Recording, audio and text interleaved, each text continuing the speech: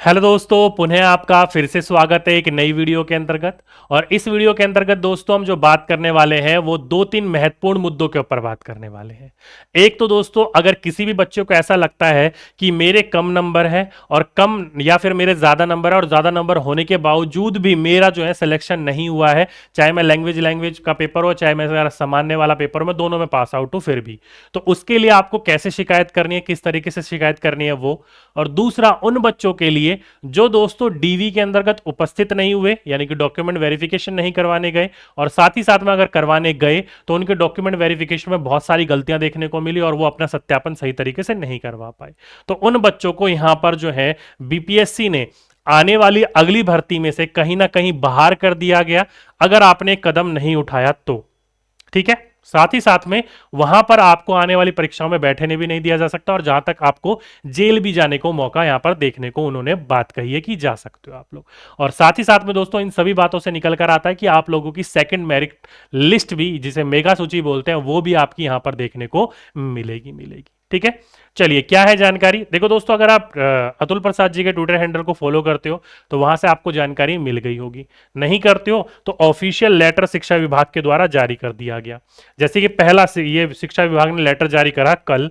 क्या बोला गया इसके अंतर्गत दोस्तों, तो अगर किसी भी विद्यार्थी को ऐसा लगता है, जैसे कि फॉर एग्जांपल के रूप में आपकी मेरिट लिस्ट में जो आपका नंबर थे वो मान लो आपके 55 थे, आप लोगों के नंबर आ रहे हैं 60, 65, 75 और आपका सिलेक्शन नहीं हुआ, लैंग्वेज पेपर में भी पास हो, तो उसके लिए अगर आपको शिकायत करनी है तो दोस्तों उसके लिए क्या करना है, तो देखो दोस्तों, विज्ञापन संख्या 26/2023 अध्यापक नियुक्ति प्रतियोगिता परीक्षा के बारे में लिखा है कि संख्या नंबर विज्ञापन 26/2023 विद्यालय अध्यापक नियुक्ति परीक्षा फल से संबंधित कोई भी शिकायत हो या किसी भी प्रकार की आपत्ति हो तो आपको एक शपथ पत्र के माध्यम से अभ्यर्थी जो है वो जो भी उनका आयोग का वेबसाइट है, जिसे आप क्या बोलते हो, www.onlinebpsc.bihar.gov.in, इस पर अपने लॉगिन डैशबोर्ड पर जाना है।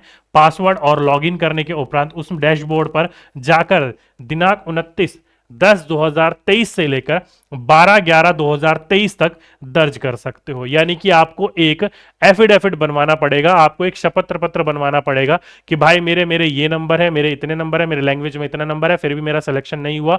क्यों नहीं हुआ? मैं मेरिट लिस्ट से, मैं आपका जो कट ऑफ है उससे ज्यादा नंबर लेकर आया हूं, या कोई और प्रकार की कोई शिकायत है आपकी, तो वो भी आप डाल सकते हो। लेकिन आपको क्या बनवाना पड़ेगा? शपथ पत्र बनाना पड़ेगा।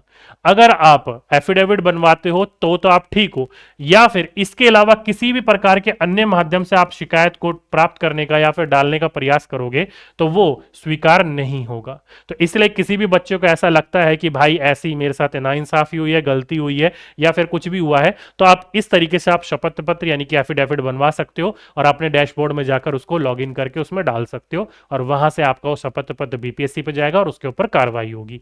इसके अलावा किसी भी और तरीके से कार्रवाई नहीं होगी।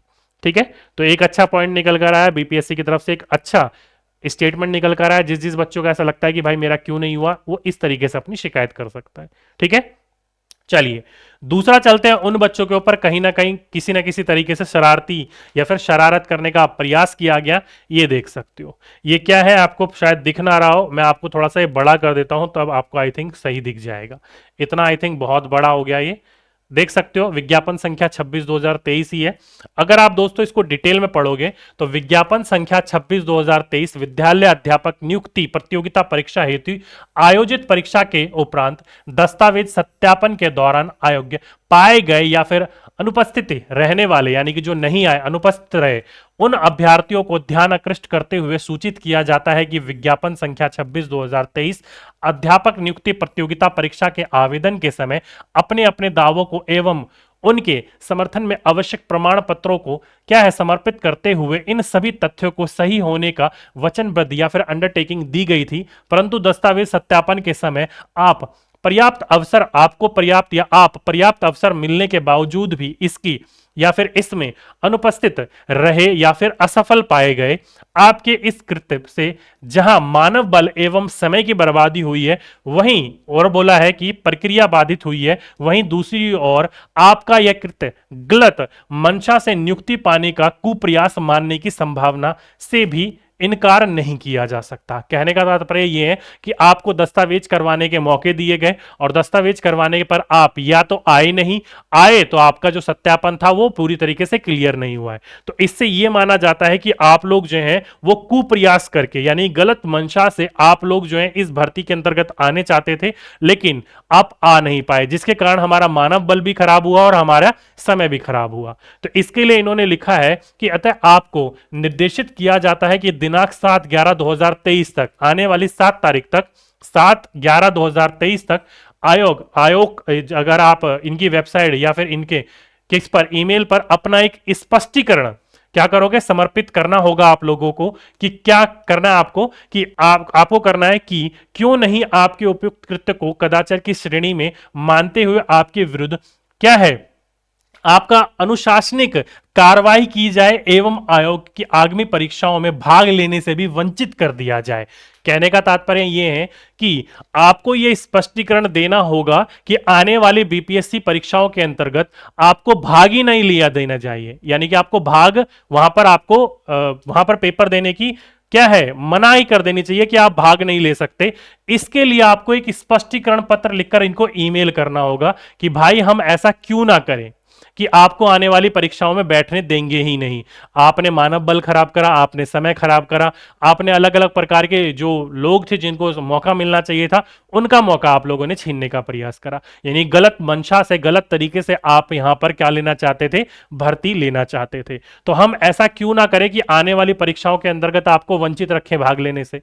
इसके लिए आपको स्पष्टीकरण लिखना होगा। और किस किस को लिखना है स्पष्टीकरण, तो दोस्तों ध्यान रखिएगा, अगर आप आयोग की वेबसाइट पर जाओगे तो वहां पर इन्होंने पूरे के पूरे उन लोगों के नाम, उन लोगों की पूरी लिस्ट प्रोवाइड करवा दी है जिन लोगों ने या तो डीवी में वो आए नहीं, या फिर डीवी जब करवा रहे थे तो गलत मंशा से उन्होंने अपने गलत दस्तावेज प्रस्तुत करे और वो पकड़े गए। तो उनकी पूरी लिस्ट जारी कर रखी है, वहां पर जाइए और वहां पर उन अभ्यर्थियों के वेबसाइट पर पूरा का पूरा उपलब्ध है, उनको चेक कर लीजिए। कहने का मतलब ये नहीं है कि सभी के सभी बच्चों को करना है। यहां पर वेबसाइट पर जो लिस्ट जारी करी है उन लिस्ट में अपना नाम चेक करिए। वैसे तो सभी बच्चों को पता होगा जिसने गलत करा होगा या फिर जो गलत मंशा से वो गया ही नहीं, उन सब बच्चों को पता होगा। ठीक है, तो वो बच्चे एक बार जाकर चेक कर लीजिए। अगर आपका नाम है तो भाई आप ईमेल में जाइए और वहां पर एक स्पष्टीकरण लिखकर दे दीजिए, नहीं तो आने वाली परीक्षाओं के अंतर्गत आपको भाग लेने से वंचित रखा जाएगा और साथ ही साथ में आप पर कार्रवाई करी जाएगी, आपने कोई स्पष्टीकरण नहीं दिया है तो। ठीक है, तो यहां से दोस्तों साफ साफ मंशा पता लग जाता है कि बीपीएससी भाई कार्रवाई कर रही है। यहां पर थोड़ा सतर्क रहिए इस चीज को लेकर, गलत तरीके से मत जाइए किसी भी प्रकार से। ठीक है, अब यहां से ये जो सारी की सारी चीजें हैं दोस्तों, यहां से आपकी काफी प्रकार की चीजें यहां पर खाली देखने को मिलेंगी। तो अब दोस्तों आपकी सेकंड लिस्ट भी देखने को मिलेगी, और मैंने आपको बोला था दोस्तों 2 मेगा सूची देखने को मिलेगी, लेकिन कब, वो मिलेगी छठ पूजा के बाद। तो इसलिए थोड़ा सा इंतजार करिए, और ये भाई अभ्यर्थी ऐसा वैसा काम मत करिए खामखा कि आने वाली परीक्षाओं के अंतर्गत भी किसी ना किसी प्रकार से आप वंचित रह जाएं।